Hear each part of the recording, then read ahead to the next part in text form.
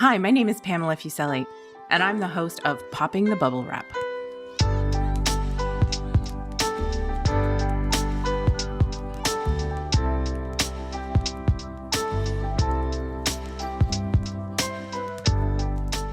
Are you the person in your family who worries about the safety of others, about buying safety products and using them? Are you yelling, "Yes, that's me"? Then this is the podcast for you. Raising a child or children can be a hair-raising undertaking, and keeping them safe is your priority. Parachute's Popping the Bubble Wrap podcast explores what you really need to think about and provides easy tips on prevention strategies. No bubble wrap here, though.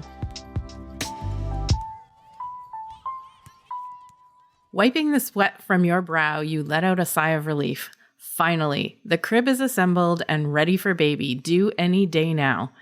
You've put together the change table. You've got the diapers and the onesies. So close to being prepared for the little one to arrive. Just one last task to take care of: buying a car seat and getting it installed for the ride home from the hospital. You've been avoiding this because between knowing what type of car seat your infant will need, understanding Canada's car seat laws, and figuring out how to install the darn thing, navigating the world of car seats is no small feat. New and expecting parents rest at ease. Today we are going to talk it through. Everything you need to know about selecting and installing a car seat to get your infant safely home from the hospital. And I know we said we would be talking about safe sleep today, but things happen. So we'll be talking about safe sleep in a future episode. Joining me today for the conversation are parents Beth Collada and Shazia Karmali, along with our expert Holly Choi, Vice President of the Child Passenger Safety Association of Canada. Welcome, everyone. Hi. Thank you Thanks for having me. us. Thank you. Beth and Shazia, you are both expecting soon. What has been your experience understanding this unfortunately confusing world of car seats? Are you deep in the process now? Are you done? What's top of mind for you as you take this on? Shazia, maybe we'll start with you. I know you're due first. Thanks, Pam. We have selected our car seat, but it's a process we started back in December. Top of mind for us was definitely safety and ease of use. And it was kind of a roller coaster trying to understand what was available and why there were so many options and why some are more expensive than others and what makes one better than another. And, you know, when you walk into the retailer, they're all kind of displayed on the shelf and they all look like they're the same kind of idea. So it was definitely a hard thing to navigate, but we did make our selections. It's a bit overwhelming, isn't it? It's definitely overwhelming. Beth, did you have a similar experience? Yeah, similar to Shazia, we have purchased our car seat and we ended up going with the Uppa Baby Mesa Max, and it's still in the box. We haven't taken it out. We haven't read any manuals or tried to install. So that'll be the next process, which I think will be probably fairly daunting as well. You almost have to do your own research on the car seats. And as you said, there's an owner's manual. There's so many choices. Holly, maybe you can tell us about some common mistakes when parents are trying to find and install the right car seat for their infant. Absolutely. And you know what? I am an example of what not to do when you're looking for a car seat, because with my first, I made two very crucial mistakes that I wish someone had given me advice ahead of time. So hopefully for those of you that are listening and expecting, this will be helpful. I chose my first baby's car seat based on the color because it was cute and my favorite color. And just like you said, Beth, you walk into a store, they're displayed so nicely and you get a little bit overwhelmed at looking at them all. So having the color is a nice to have, but the most important thing, and what as certified child passenger safety technicians, we always suggest to parents and caregivers, is you are looking really for 4 things when it comes to selecting a car seat. It has to fit your child. It has to fit your vehicle. It has to fit your budget. And you have to be able to use it correctly every single time. The Canadian Pediatric Society has a statistic that a correctly used car seats can reduce the risk of fatality by up to 71%. That's a huge difference that we can make, but using the car seats correctly isn't easy either. So the two mistakes I made, one was making sure that I found one that fit my vehicle and using it correctly, which you think that would be easy, but it's not. Shazia or Beth, do either of you happen to have a compact SUV or a compact vehicle by any chance? Yeah, I have a Hyundai Tucson. Yeah, so something that I found with the compact SUVs is that they're really just a sedan that's higher off the ground with a little bit more of a hatch. So my first car seat that I bought based off of the color was actually, it turned out to be the second largest infant car seat on the market in terms of the front to back space that it took up, and I drove a hatchback. So I thought, you know what? I'm going to go out and I'm going to get an SUV. That'll fix my problem. Seems a little bit backwards to do it that way, but that's how my brain worked. I really wanted to sell the idea to my husband that we got an SUV anyway. So at that point, guess what? It didn't fit my SUV either. And that's just a really common flaw, is that we don't realize not all car seats fit all vehicles. So you have to go to the store and physically ask to try it in your car first. Wow. Beth, Shazia, did either of you try it in your vehicle? You both said they're both still in the box, so probably No. not. But was that one of your considerations, that it would fit in your vehicle? To be honest, I didn't really even think about it, but now that you said that, Holly, I'm thinking I should probably take it out of the box sooner than later and see that it does fit nicely, because I have a few months to return it and buy something different. I had the same thought process as Holly, like, well, I have an SUV, so it should be fine. But I didn't try it in my car. So. Yep, that's a really important point. Did anything else that Holly say surprise you, or something that you didn't think about when you were shopping for your car seat? I think the color thing actually didn't really surprise me. I have other friends who have purchased car seats, and they, I guess, were guided a bit on the color and the look of the car seat, which I guess as a new parent, you want everything to look nice until you realize that the baby's just going to make it look bad. But I think that's, I would assume a lot of people get sucked into that. A key point that I would like to bring up is the budget. And the idea that, especially that you could be judged as a parent, oh, you didn't buy the most expensive car seat, it must not be the safest one. There's this inherent guilt in the pricing. And I think it's really important that caregivers understand the seats on the Canadian market have to meet our federal motor vehicle safety standards. So our Canadian motor vehicle safety standards, all of the car seats that are sold on the market must pass the same tests. And what that means to you as a caregiver is that if you are in a crash that is survivable, which we know not all are, but if the crash is survivable and your car seat is used correctly, it's going to do its job. And that doesn't matter if the car seat is $90 or if the car seat is $700. It's really important that we know how to use it correctly, which, again, that's where I got personally a little bit stuck as a first-time parent too, which is how I ended up here. That's a really important piece of information, because there's an assumption that if it's more expensive, that not just for car seats, for a lot of different products, that they're better. Shazia, there's a lot of information like this to know about. Where did you go, or where are you thinking of going in the future, as you navigate this new baby thing, this new process, for things like car seats? What are the places where you think to go? Well, I also felt that some were more expensive than others, and why was that, and what makes one more expensive than the other? Is it safer? Is it not? So I would do an internet search to check at first from reputable sites, and then also I like to see sites that compare different models and show actual videos or things of why a certain thing is better than another thing. But I also have a lot of family and friends who've recently had children. And so I'd like to understand their experiences as well. So I kind of just took all of that and then made a decision. Mm-hmm. I think you make a really good point that someone who has used the products, not just, what the manufacturers or the sellers are telling you about, I think that's important too, because as Holly said, you have to be able to use it correctly, but ease of use is pretty high up there on, some confusing aspect of car seats. Beth, where are you going for information?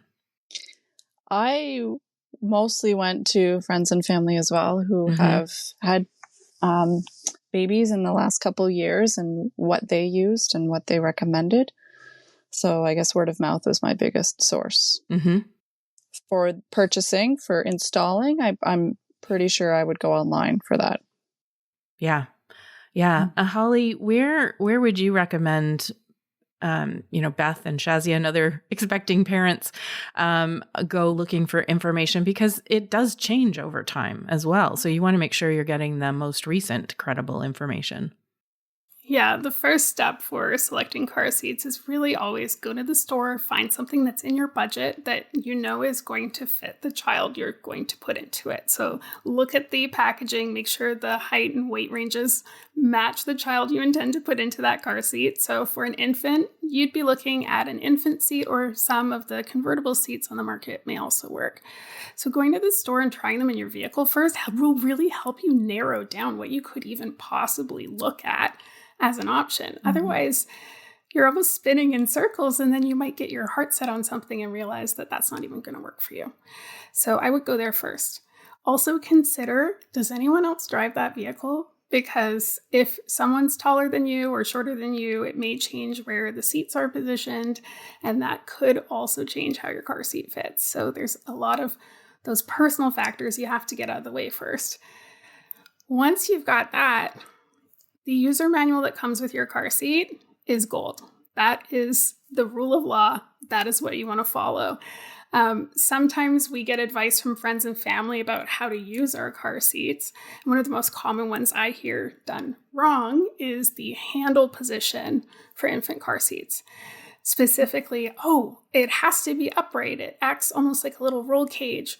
But on some car seats, like the one you've purchased, Beth, it has to actually go forward towards the feet for that particular model. And on some car seats, like the one that I had when my daughter was a newborn, the handle had to go all the way back past the shell of the seat. So there's these little differences that we really should always be going to that source of truth, which is the user manual. And if there's ever any inkling of, I can't interpret this correctly, or I'm not really sure if this is answering my question, phone them. They've got such good customer support, and they can answer those questions, because in order for that car seat to do its job, we have to use it correctly. That's the way it was installed and used when they did the crash tests. So we want to make sure we're using it to the T in that way. Thanks, Holly. We're going to take a quick break, and we'll be back in a moment. Nearly 3 decades ago, Amazon set out to be Earth's most customer-centric company, where people can discover and purchase the widest possible selection of safe and authentic goods. As part of that mission, they obsess over earning and maintaining trust by ensuring that they provide a trustworthy shopping experience. Amazon is dedicated to helping you make informed choices and use your purchases safely. Visit www.amazon.ca/product safety and usage and explore expert tips, articles, and videos from our partners to ensure a secure shopping experience. Okay, before the break, we were talking about places to go for credible information about car seat installation, and the manufacturer's instruction manual is the place to go.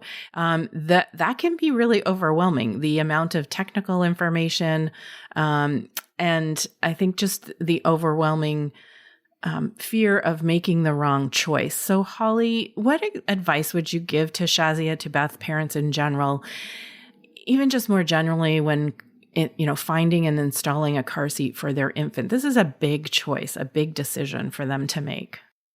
So that's really where we come in at the Child Passenger Safety Association of Canada. We have certified CPSTs, which stands for Child Passenger Safety Technician. We are trained and certified in the proper use and installation of car seats and booster seats. So there are a number of volunteer CPSTs all across the country, probably one in your own community. And we help caregivers navigate that because reading a manual is really overwhelming. It can be difficult to comprehend some of this stuff or really kind of, again, like you said, it gets jargony, very technical. And having someone there to help you interpret that, that's had that experience with multiple car seats, is a really, really great way to give yourself that support.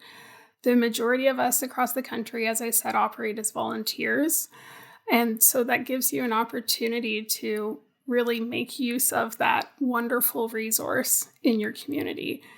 If you can't see someone in person, there's also a number of CPSTs that will help through video chat. And manufacturers may also have some on staff as well that will video chat with you, depending on which car seat you have. Mm-hmm. So there's that opportunity to connect and just have someone give you that double check. Yep, you've got this all okay.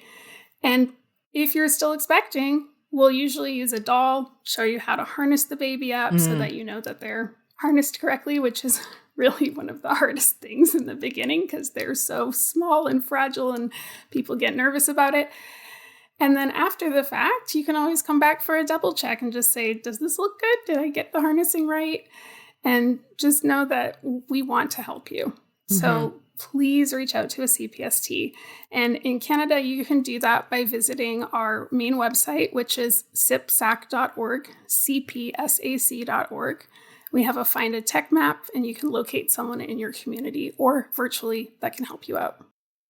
That's really important, I think. And I think through the conversation that we've been having, it's really important for parents to know that they're not alone, that there's so many other people experiencing the same things, that overwhelming, feeling when you go into the store and just see the wall of car seats and what, choices that you could make. And I think Shazia and Beth, you've both talked about, having friends that have helped you to make those decisions. But here's an opportunity. What would you suggest to the car seat manufacturers that, might improve the experience for you and other parents in buying and installing these seats for their kids?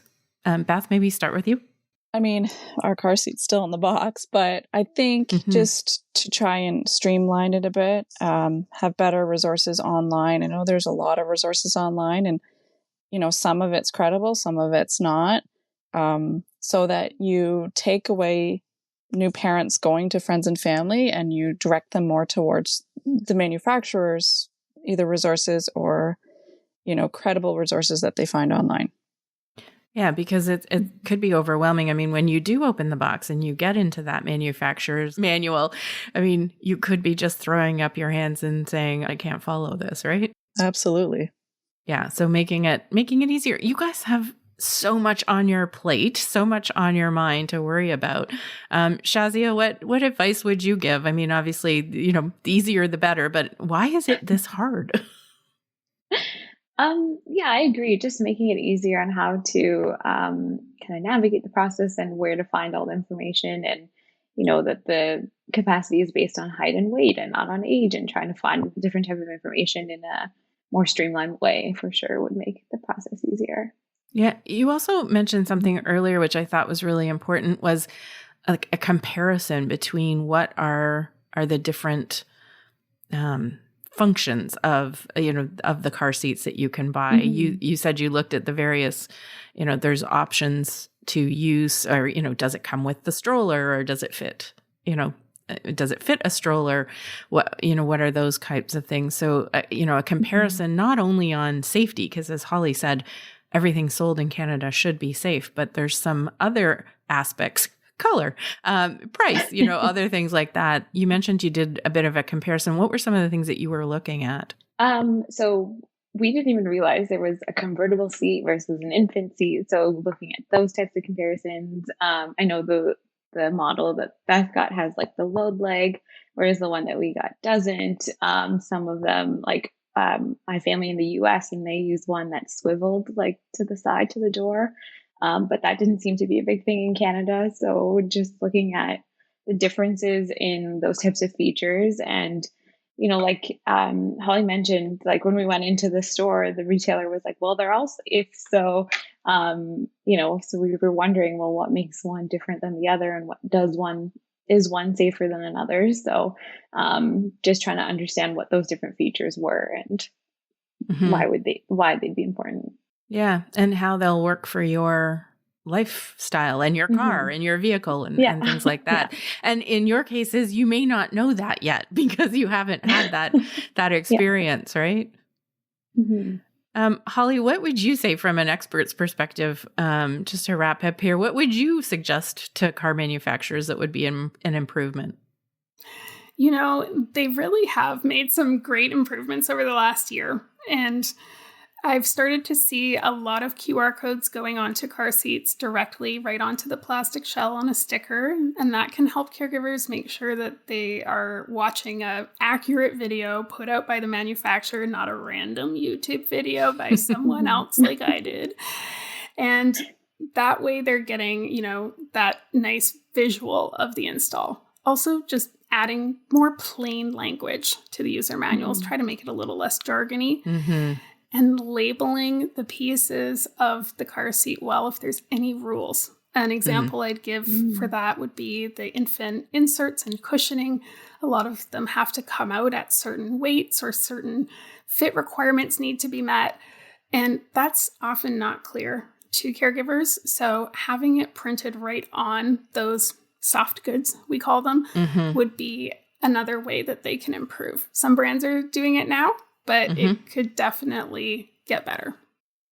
Well, that's good to know that there have been improvements, and we certainly know that there can be more. Shazia, Beth, and Holly, thanks so much for taking the time to come on the Popping the Bubble Wrap podcast and talking about car seats for newborns and infants. It certainly is not straightforward, but there is excellent information out there for you to be able to make those choices. And Beth and Shazia, I think you've given other parents listening to the podcast some additional information to think about, just to know they're not the only ones going through this.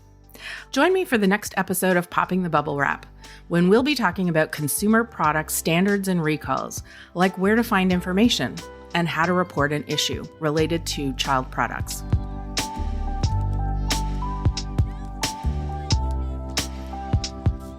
Thanks so much for listening to this episode. Popping the Bubble Wrap is a podcast of Parachute, Canada's national injury prevention charity. We release episodes monthly. Visit us at parachute.ca and follow us on Instagram and Facebook at Parachute Canada. Don't keep us a secret, though. Help other parents find this podcast by sharing the link to Popping the Bubble Wrap and taking a second to submit a review. It really does help. Popping the Bubble Wrap is produced by Story Studio Network.